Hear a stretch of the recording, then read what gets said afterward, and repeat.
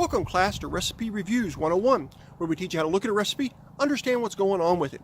Today we'll be discussing the recipe broccoli cheese soup with bacon fried bread croutons from the Twitter user Richard Hawk, and I'll have a link to the recipe down in the description box below. So grab yourself a pen, paper, and a thirst for knowledge, because I'm Professor Kitchen and class is in session.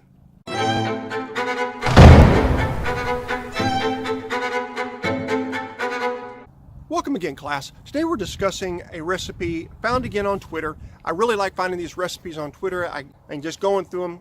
They're pretty neat. If you want to follow me on Twitter, I'm going to put my Twitter handle around here somewhere. You can also let me know on there what you think of my episodes and if you have any recipes you'd like me to go over. Today we're talking about, of course, the broccoli cheese soup with bacon fried bread croutons. And what really caught my attention on this was, of course, the bacon fried bread croutons. Bacon, of course, makes everything better. And we'll see as we go through this that the broccoli cheese soup is just your basic broccoli cheese soup. They haven't gone really extravagant with that, which is great. I really like just a really good broccoli cheese soup. You don't have to go all kinds of special on it and get this and that and the other. Just, broccoli cheese broth, so tasty. You'll see that they do add one little extra ingredient. They'll add some kale, and that's just really to pop out the green in it. Everything's so green. But let's go ahead and go through the ingredients. 1 tablespoon of olive oil, 1 large onion peeled and chopped, 1 large head of broccoli, stalk removed, chopped into small florets. I want to say I actually like putting some of the stalk in my broccoli and cheese soup. If you cook it just a little bit longer, make sure you chop the stalk into very small pieces. And if you cook it just a little bit longer, the stalk will be falling apart just like the florets. A lot more broccoli flavor than just having the florets, but do as you want to. 500 milliliters of hot vegetable or chicken stock, 1/4 teaspoon of garlic salt, 100 grams of chopped kale, 100 grams of mature cheddar cheese. For those of you in the States, mature means sharp cheddar cheese. 60 milliliters of double cream. Again, if you're in the United States, you use heavy cream. It's not the same thing, but it's very close. And then salt and pepper to taste. Now for the toppings, which are going to be your croutons, you use 2 tablespoons of vegetable oil, 6 rashers of streaky bacon. What that means is just full slices of bacon, just like you get out of a bacon package. So you're using 6 slices of bacon. 2 pieces of bread crust.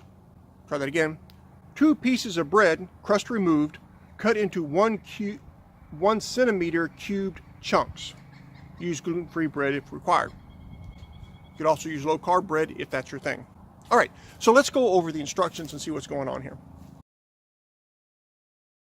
Step 1. Heat the olive oil in a large pan and fry the onions gently for 4 to 5 minutes until it starts to go translucent. That's pretty standard. Add in the broccoli, stock, and garlic salt. Bring to the boil and simmer for 15 minutes. Again, pretty straightforward, pretty standard. Add the kale at the last minute so it just wilts. Not trying to cook the kale into nothingness. This is not like southern greens where you're turning into mush. All you're doing now is just cooking it down so it's not crunchy, but you still definitely want to keep that vibrant green color that the kale is going to add. Step 2. Whilst the soup is cooking, I kid you not, to use the word whilst, it's pretty cool. Whilst the soup is cooking, make the soup topping. Heat 1 tablespoon of the vegetable oil in the frying pan until hot. Add the bacon and cook on a high heat for 2 to 3 minutes each side until crispy. You can also cook your bacon in the oven, which is the way I prefer to cook bacon, but whatever works for you. Remove the bacon from the pan and place on some kitchen paper to drain. Add the remaining 1 tablespoon of oil to the pan and heat on a medium-high heat. Add the bread cubes and cook for 1 to 2 minutes, moving around the pan all the time until they're golden brown on all sides. So the important part about this, I think, is the keeping the bread moving so it doesn't burn. That grease in there is going to soak up into the bread pretty quick, and if you leave it alone, it could get overly browned, let's say, on one side. So keep the bread moving and keep flipping it as well. Remove from the pan and drain on the kitchen paper. chop the bacon into small pieces. You could also, if you got it crisp, all you gotta do is break it up with your fingers. Step 3. Once the soup is cooked, take off the heat and blend using a hand blender.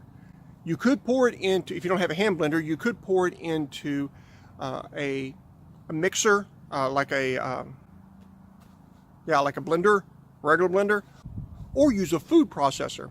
However, my opinion is that they are correct. The easiest way of doing this is using a stick blender. If you don't have a stick blender, I suggest getting one. They're amazing.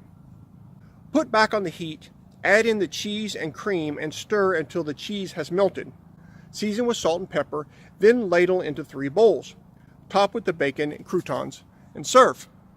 Pretty straightforward recipe. I do like the fact that they're adding the bacon. The bacon adds so much flavor. If your diet does not have bacon in it for whatever reason, you can skip that part and it's still a good solid broccoli and cheese soup. I like the kale addition. It's going to add a lot of color to it, and you don't need to use a lot of kale for that either. Let me know what you think about this recipe. Hit me up on Twitter or leave a comment down in the comment section below. Thank you all for coming today. Hope you have a great week. God bless. Class dismissed.